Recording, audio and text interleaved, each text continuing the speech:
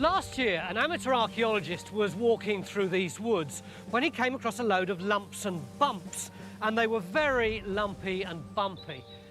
He was told that this site played a crucial role in the defence of this island during the Second World War, and he realised that it needed to be looked at before it was lost forever.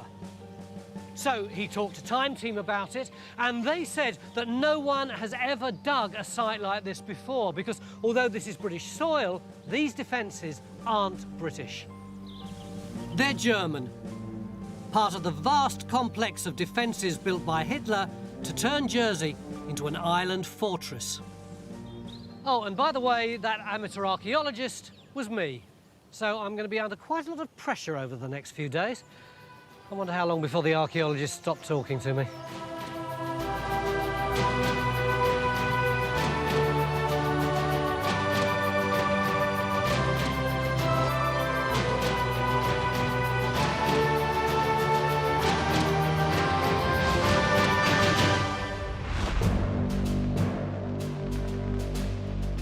In the early summer of 1940, the Channel Islands became the only part of the British Isles to be invaded and occupied by the advancing forces of Hitler's Blitzkrieg. For the islanders, it was the beginning of 5 years of the cold reality of life under hostile occupying forces. And even now, 70 years later, the islands are littered with the remains of that occupation. During the occupation period, 40 to 45, we're talking about some 65,000 plus mines being laid in the island and probably over 26,000 tonnes of other munitions. And it means for the next 3 days, our archaeologists are going to have to be rather careful when it comes to any small finds they uncover. This is a 75.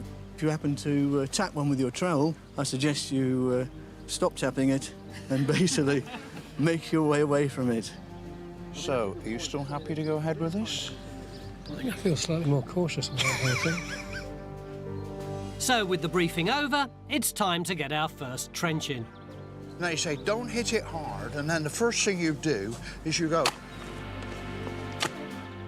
And it's essential we're vigilant, because our site at Les Gillettes is a heavily fortified German anti-aircraft battery that overlooked the airport and dominated the surrounding landscape. Now hidden under a canopy of trees, this rare wartime RAF reconnaissance photograph shows the site in its prime, and it suggests it once dripped with heavy artillery.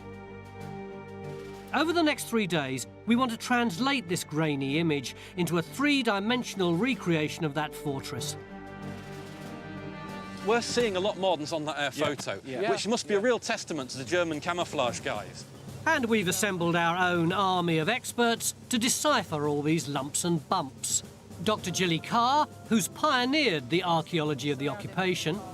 If you look around the airfield in particular... The military historian Andy Robertshaw. We need to know what those are and if they are. And Martin Brown, a Ministry of Defence archaeologist. Looks like a weapons pit, doesn't it? And it's the right size to put one of the 20mm in rather than one of the big 88s, yeah. OK. But for me, it's a lot more than just learning about the position of flak guns. It's about the archaeology of the only successful invasion and occupation of Britain since 1066.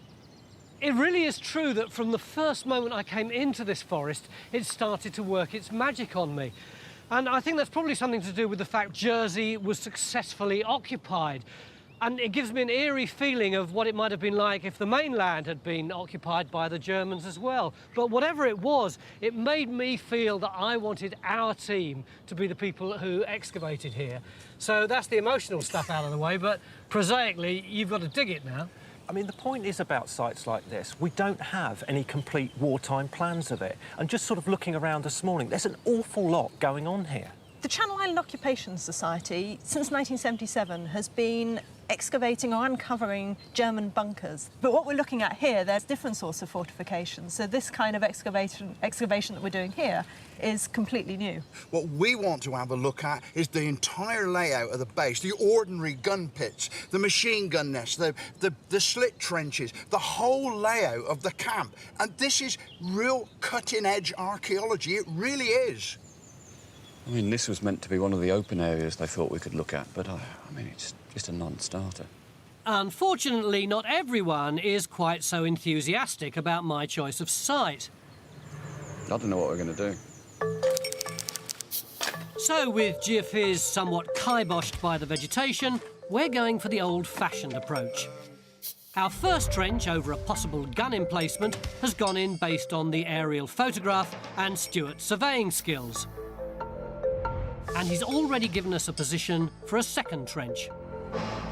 There's a whole series of structures here that look as if they're buildings associated with the emplacement that Phil's working on. And this might be where the crews look after the gun, as it were. This is where people might actually be living. We're not expecting anything big and concrete. It's not a bunker type of building. It might even be just a timber building. The way you're talking, you've actually got very excited about this site. I love it. It's like just wandering into woodland and suddenly finding all these things above ground. But if you've got that aerial photograph, do we actually need to do a great deal of archaeology? Well, we do, because this was taken in 1944. They could have put all sorts of other things here which wouldn't even be on this aerial photograph. In spite of being only 70 years old, we haven't been able to find any written records for this site.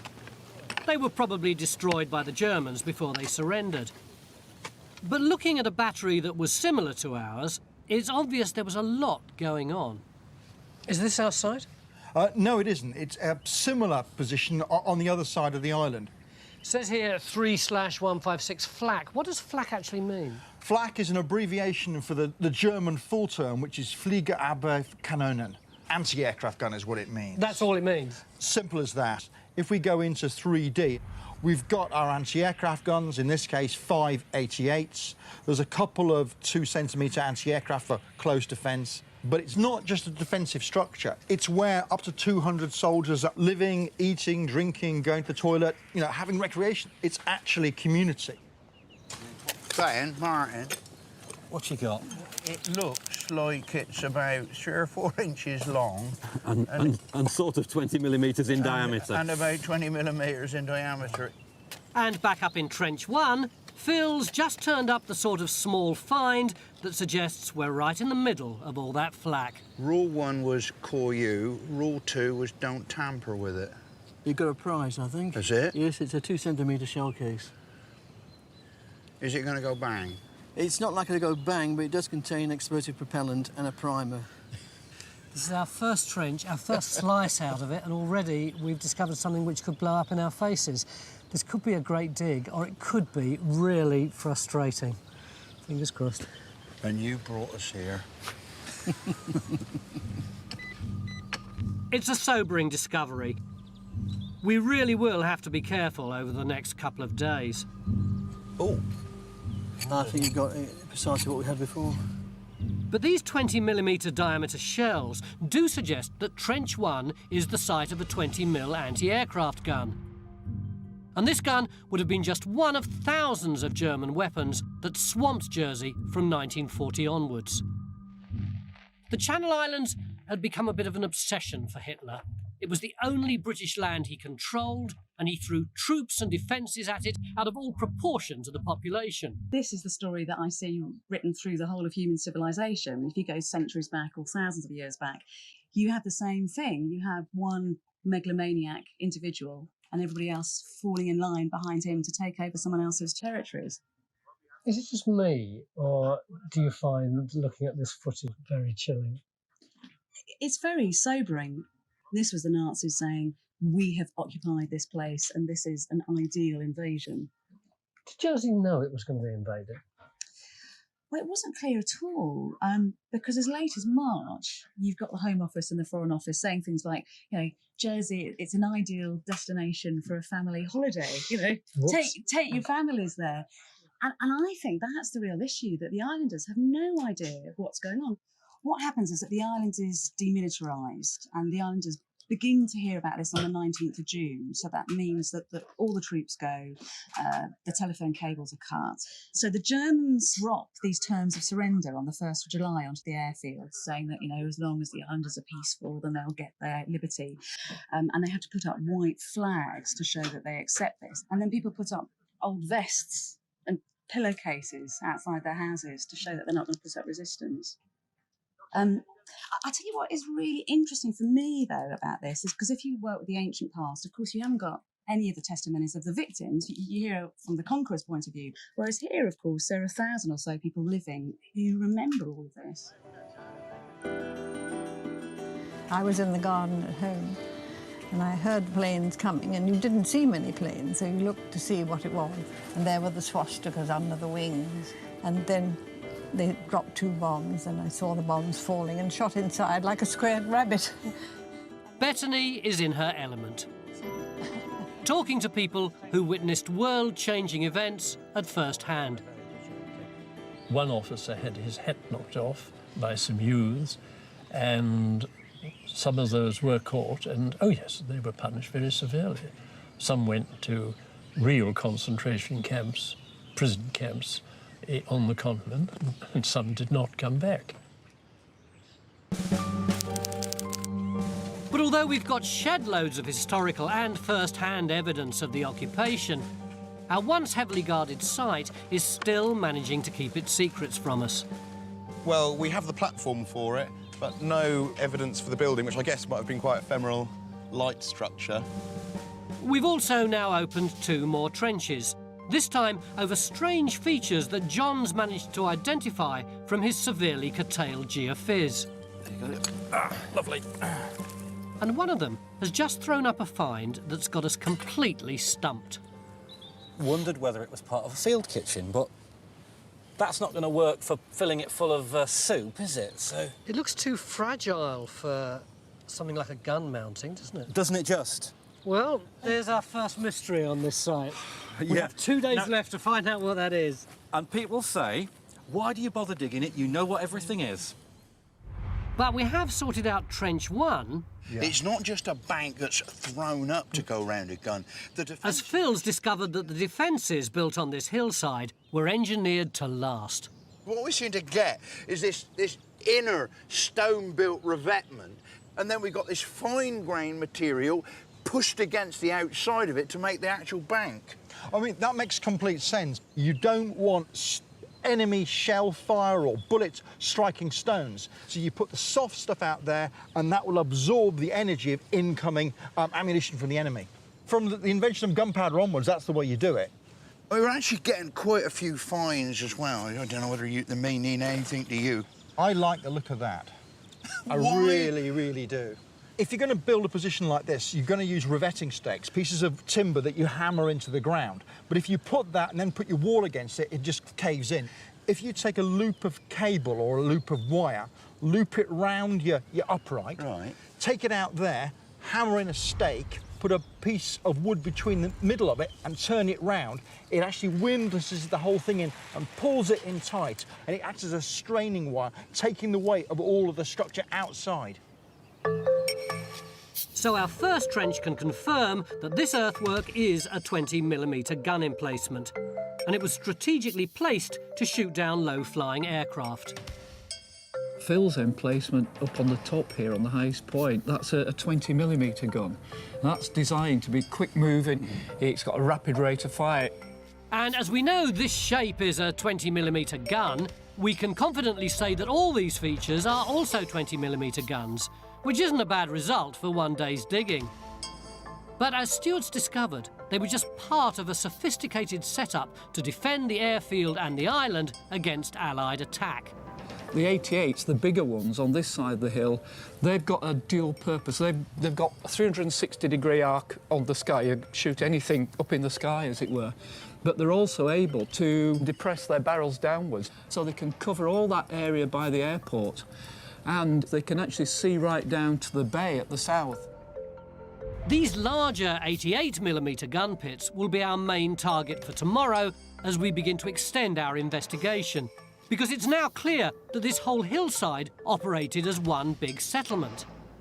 And it is that wider landscape that's starting to prove really interesting. If you come round the back of Phil's trench, you can see here we've just started to bring up this cache of small German finds. But this one is my favourite at the moment. It really is rather curious. It looks like a German medal, but in fact, it's a fake German medal. I'm relieved to say this site is starting to be really quite intriguing. If you'd like to see more episodes like this, you can make it happen. Our new target is to reach 15,000 worldwide supporters on Patreon by the end of 2025. This will enable us to continue expanding the Time Team world. Enjoy front row seats for the greatest show on Earth and under it.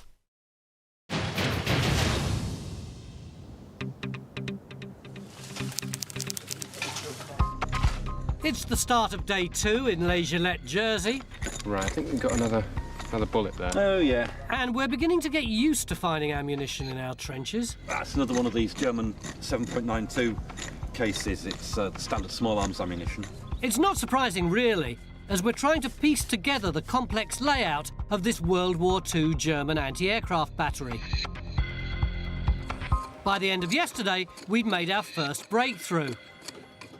And we now know what this earthwork was all about. It was the site of a 20mm anti-aircraft gun. So far, so good. But today, we're going after the big stuff. Because if the 20mm emplacements on this site were like the muskets of anti-aircraft warfare, then it's these massive enclosures housing 88mm guns that were the cannons. That's what an 88mm looks like with its crew. It's got an 8-man crew. It sits on a big tripod. You need something about 12 metres wide.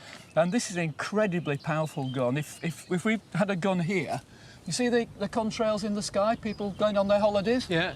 They're at 20,000 feet, thereabouts. This gun would bring that down. Wow. That's an incredible gun, is that?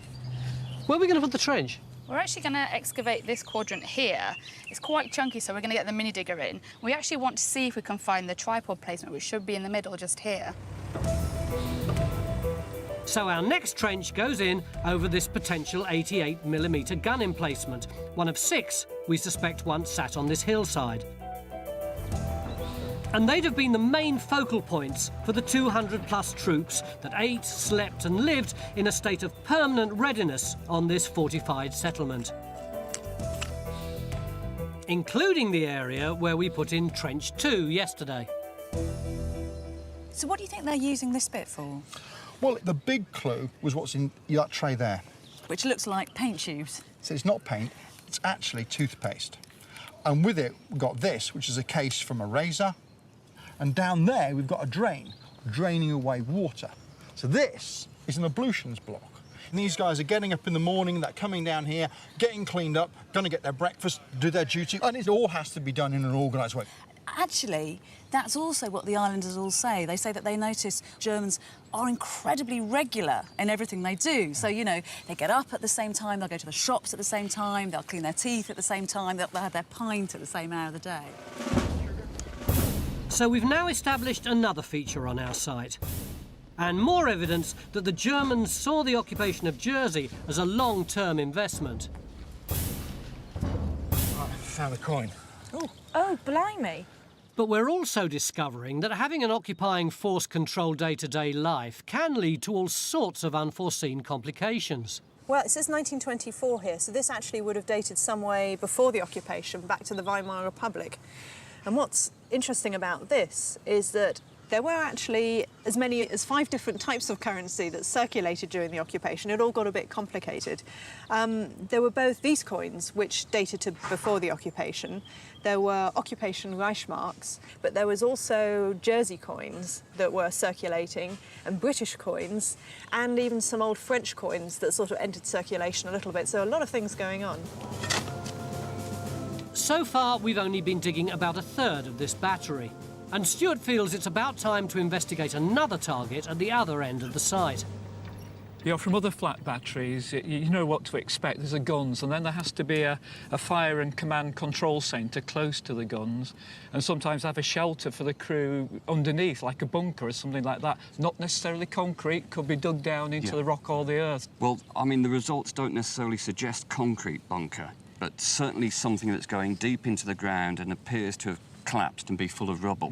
We need a trench across that anomaly, don't we? I mean, there's no question about it. Very, very interesting. Well, we've already marked it. Oh, using powers of prediction, that's fantastic. That's hard ground, isn't it? So we're opening a new trench over a potential bunker. And very quickly, it becomes clear there's something rather interesting deep down. But it's red here. There's some tile. All right, some tile. Or brick. Or something. Your line 2. And if we can work out what it is, it'll help us build a picture of this hillside 70 years ago, using all the cutting-edge technology we have at our fingertips. There's tens of thousands of pounds worth of computers in here for the graphics, the geophys, the GPS. It's our technological epicentre. And over here is a grown man in a sandpit. Stuart, what are you mucking about at? I don't think I've ever been described as being a grown man before, Tony. What I'm trying to do is build up a model of this flat battery up on top of this hill. And what we know at the moment is we've got a 20mm gun battery, and we've got the blast bank around what appears to be a building down here. By the time we've finished, we'll be able to plot all the buildings, all the trenches, all the earthworks, and get a full impression of this site without that woodland that's there today. There's one thing that's really obvious to me here is that we've got all this war apparatus around this bit, and you've got a load here as well. But here, in the middle, you've got, what is that, a field of hay? Yeah, it is. It's bizarre, isn't it? Because there's a shortage of food on the island, gun batteries actually had to have their own farms inside them to grow potatoes, to grow hay, because they used horses a lot to transport things around. They're actually acting as farmers as well as gunners. One more question. What did you do to your finger? First casualty, I'm afraid. It's got a lot to do with that. Landscape surveying is obviously more dangerous than I thought. As the archaeologists continue to grapple with the big stuff, the small finds are starting to bring this site to life. This tray is stuff connected with the occupation. It doesn't look like much, but that's the fastener from one of the ammunition boxes that would have serviced the 20mm cannons. This is the one that had us all intrigued yesterday. It seems to be like the replica of a medal. Well, I had a word with one of the local collectors last night, and he produced this. Oh, yeah. This is a War Merit Badge, second class, with swords. And I think they're obviously trying to make a little homemade version of that here.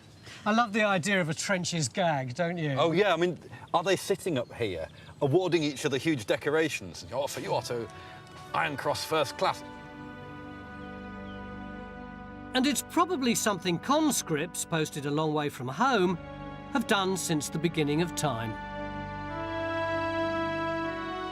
Back in Rakshaw's Trench, a morning's industrial pruning has now revealed that we do have the site of an 88mm gun.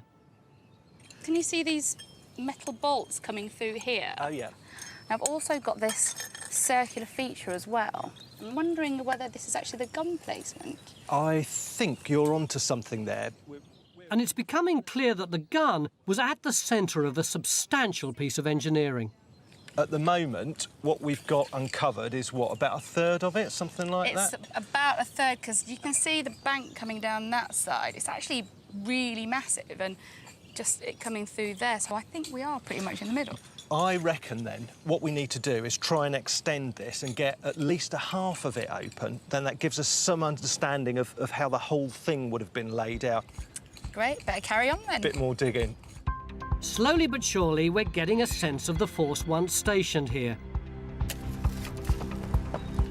In fact, it's turning out to be a rather enjoyable journey of discovery. And then we discover the last thing we need. Ian, I think that's perhaps where we stop, because I think we've got some form of ordnance going on. And this time, it's not a stray bullet. Right here, right behind us. It looks like a very real, very live artillery shell. Hi, it's Faye here. Is anyone around to come and have a look at some potential ordnance in my trench, please? We'll get someone over. Brilliant, thank you. Not very happy about this. Join a thriving worldwide community of Time Team fans on Patreon. Our new target is to reach 15,000 worldwide supporters on Patreon by the end of 2025. This will enable us to continue expanding the Time Team world with more digs and greater access than ever before.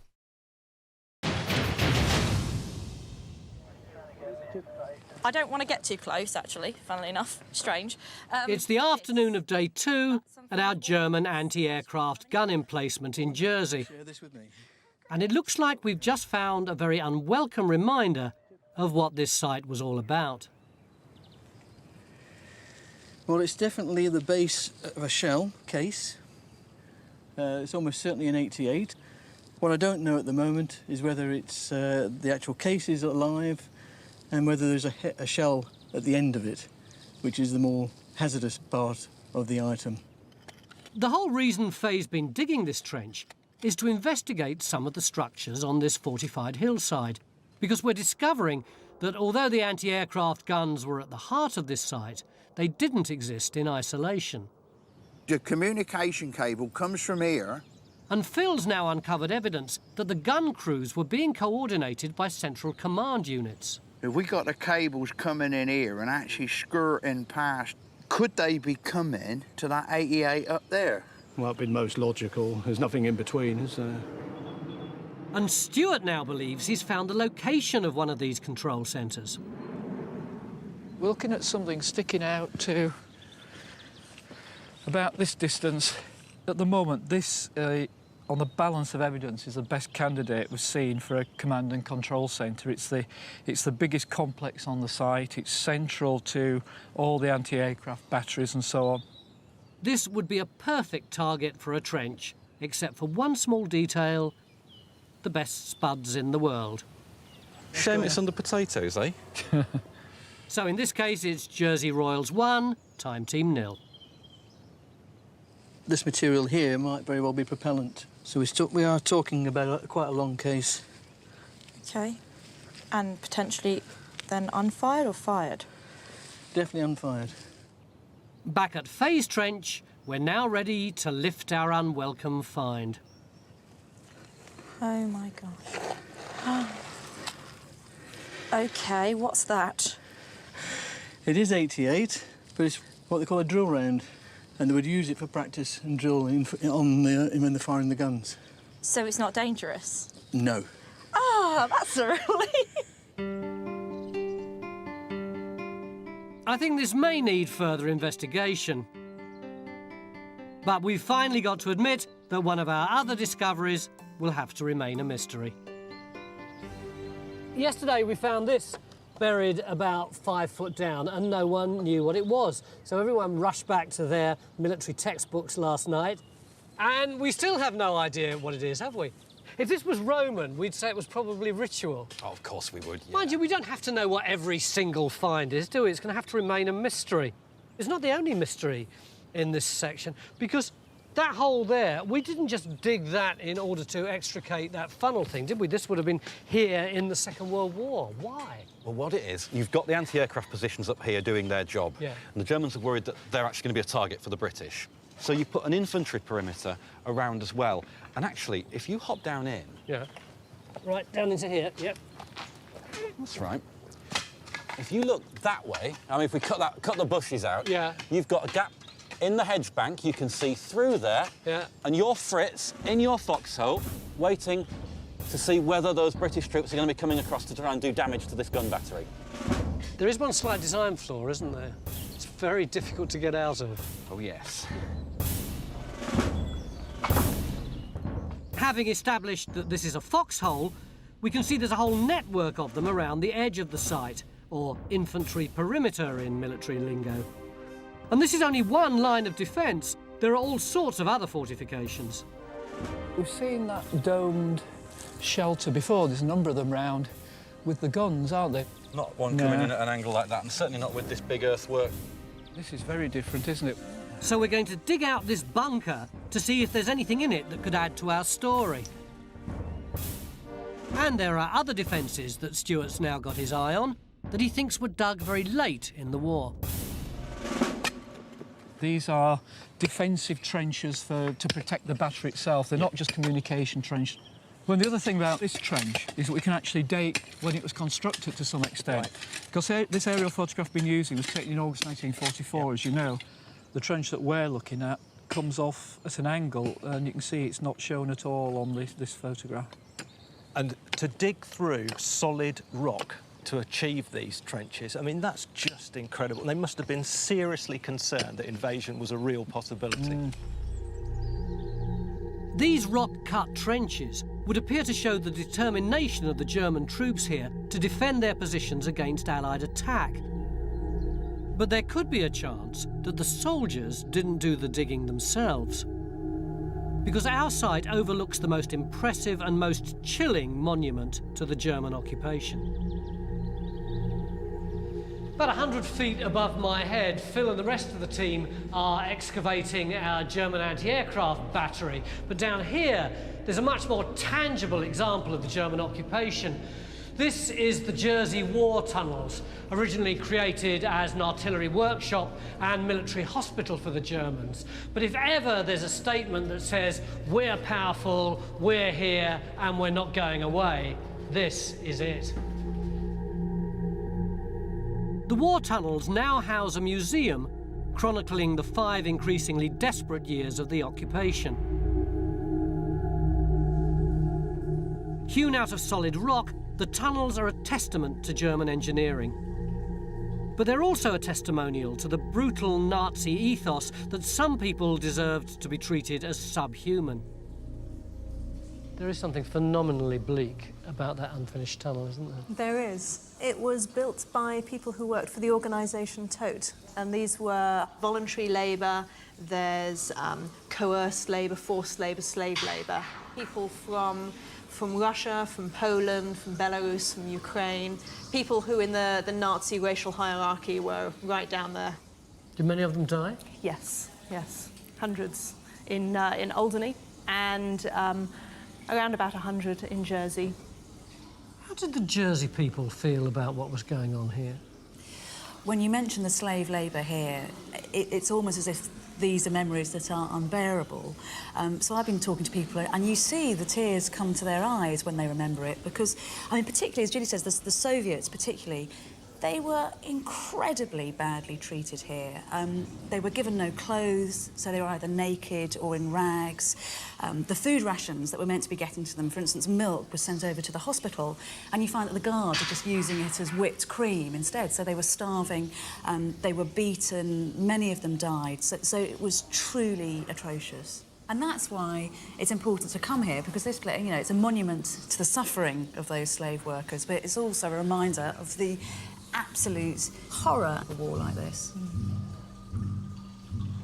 One day, the neighbour came to the door and said, "Come and look, there's something terrible." We could see all these imported labourers who were brought in terrible state in rags.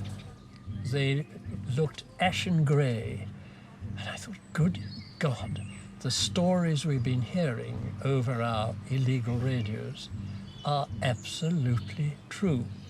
They were untermensch.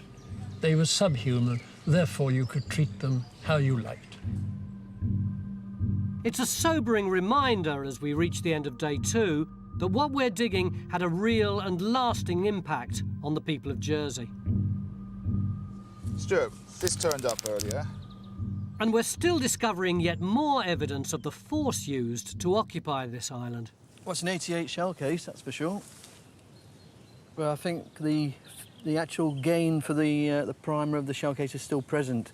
So it's potentially dangerous, and I think you just continue taping it off and we'll deal with it in due course.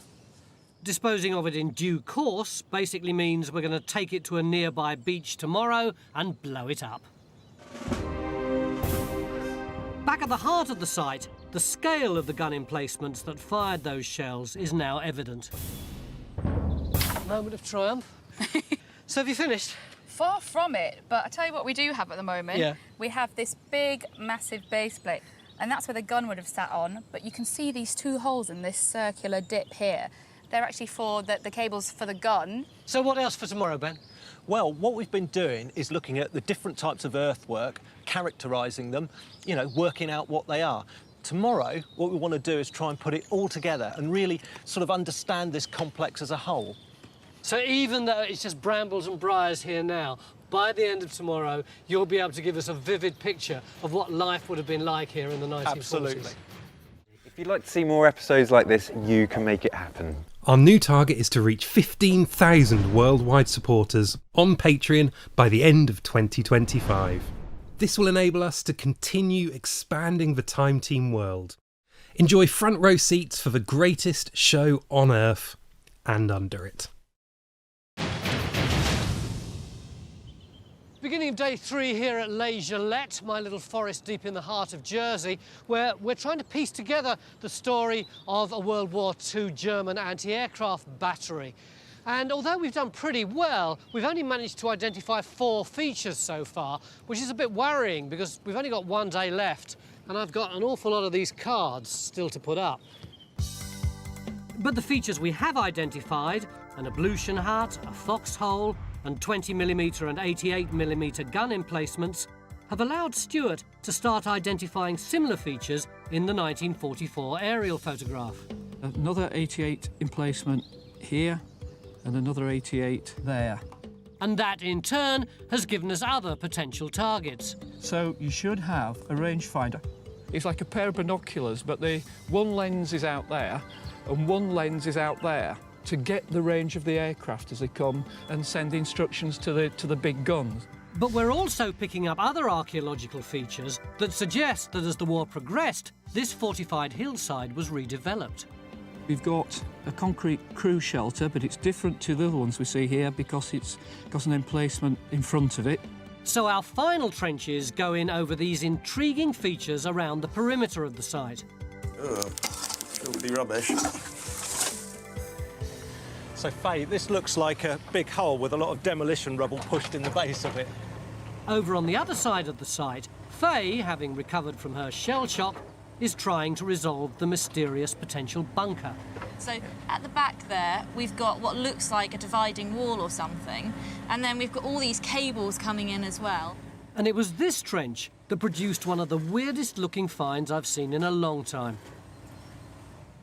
Yesterday afternoon, our entire dig ground to a halt for a bit when we found this shell in amongst the archaeology, except that when our bomb disposal bloke looked at it, he said that it wasn't a shell like this, it was in fact a pretend shell, which was all a bit of an anticlimax, wasn't it?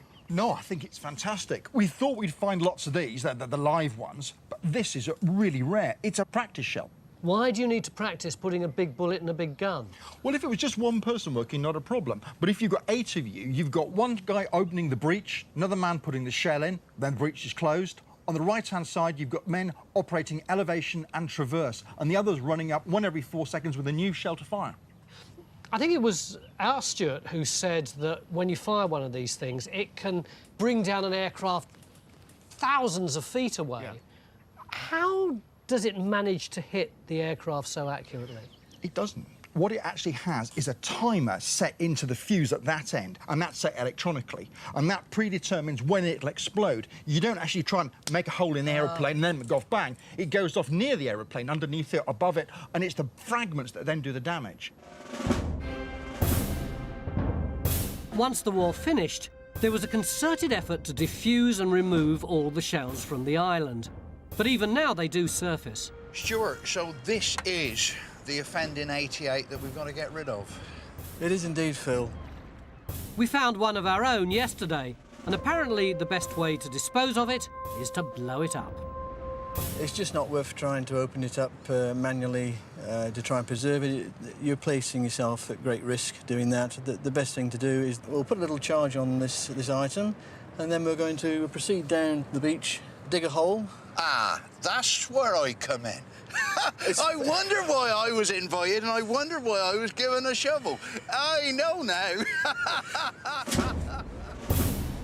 While Phil gets used to the idea of burying something as opposed to digging it up, Matt's now got to the bottom of his bunker.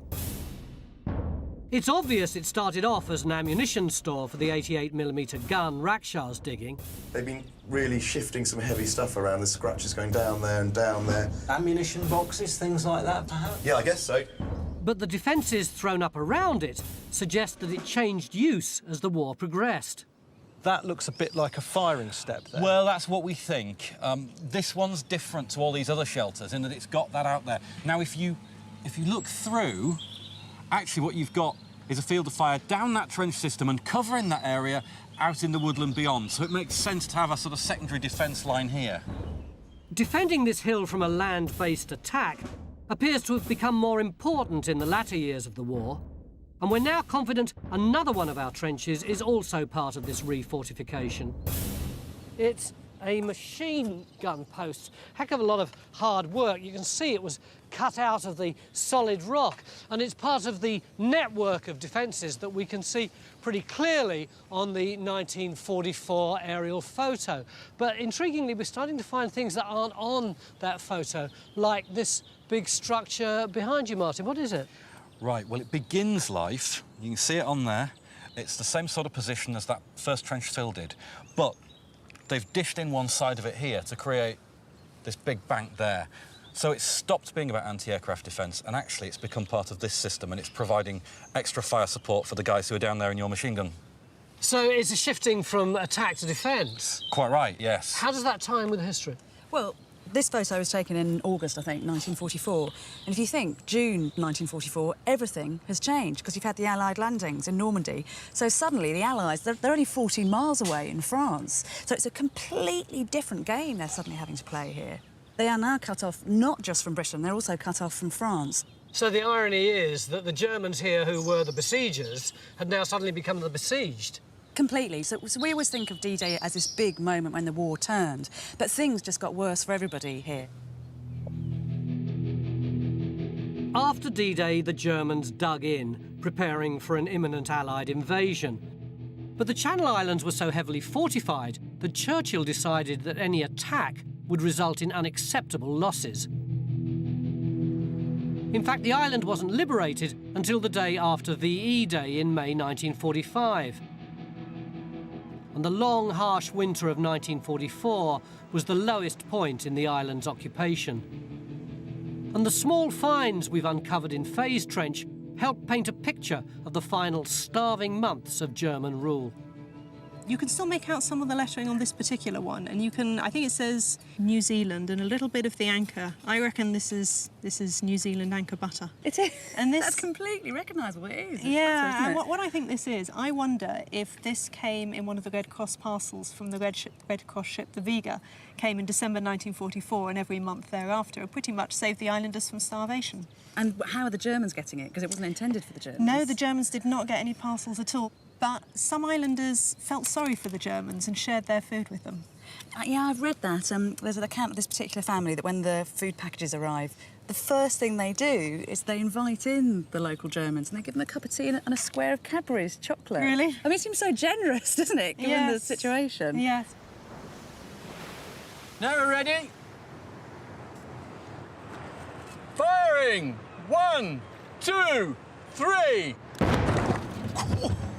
Ooh, that's amazing. Well, it was a complete success because of your digging. It was, absolutely, absolutely. So with our shells successfully disposed of, we can now concentrate on working out what we've actually uncovered on site. And it's clear that by the end of the war, the Germans had built a sophisticated complex of trenches against ground attack. Just can't believe how big this thing is. Meanwhile, Rakshar and Phil, fresh from the beach, have revealed an 88mm emplacement as robust as any Roman archaeology we've ever uncovered. We got that little bunker area over there. We can actually see now where all the timber revetment is. But the main thing is, this is a seriously big piece of engineering for a seriously big gun. While over in Faye's Trench, we've also got something equally robust. But this time, it's underground. Well, down at the bottom now, we've actually got the base of this structure. And what we think we've got, you see the depth of it, is some from a bunker. And we've got all these cables and wires coming in. So I think we've got a communication bunker. Could this be the brains of the whole operation? I don't think it's big enough to be the brains of the whole operation, but potentially some of it, yes. This building here is a command and control centre. That's where Faye's digging in that trench down there. Yeah. So with all this information, what does our man in the sandpit think? Because we've excavated around 20mm battery, you know what that's like. We can see others on the aerial photograph. Yep. And we've got a number of them ringing around the site. The 88mm ones are square. They're very different to the 20mm ones. There's a nice triangular pattern of 3 there. Yeah. And over in where we're standing, nice triangle geometric pattern. So you can imagine, if they're firing at 15 rounds a minute, that's 45 rounds from each of these batteries a minute, times 2, 90 rounds a minute. These batteries can pump up into the sky. That's serious air defence, is that. But you can see how they just went from being an anti-aircraft battery suddenly to having to think almost in infantry mode. This is the weakest side. They're expecting attacks up here, and you can see they're also, in this trench system, they're digging a trench along the back of the hedge line now, and they're going to use the hedge and the bank underneath it as part of the defences against any attack here. It's not just anti-aircraft, it's about controlling the airfield, and it's an anti-invasion defence at the same time. So we've got a fortified enclosure as sophisticated as any Iron Age hill fort, with 6 massive guns capable of throwing up a barrage of exploding shells, while 20mm gun emplacements dealt with lower flying aircraft. But by the end, it was a fortress where starving troops lived in fear of invasion, and the 88mm guns, including the one in Phil's trench, were now lowered to overlook the island below. Well, basically, we've got a sort of what I like to think of as a cross between a Roman fort and a wooden box. The Roman fort bit is the bank that goes all the way around. That gives you your protection. The wooden box bit is the fact that all these edges would have been revetted with timber. And in fact, when you'd have come in here, you'd have seen wooden sides and wooden flooring, and in each corner you'd have had an ammunition box there and an ammunition box there, and probably one over there. But the central part is really what strikes you. It is an enormous hole that is filled up with concrete. Yeah, and right in the middle of it, there's the one thing that's missing, which is that enormous metal killing machine. Absolutely. But you can just see the imprint of where it once stood. You've got these bolts here where it's actually been fixed to the concrete. And clearly at the end of the war, they cut them all off except one, and they lifted the gun away, and thank God took it away. Yeah, glad it's not here anymore.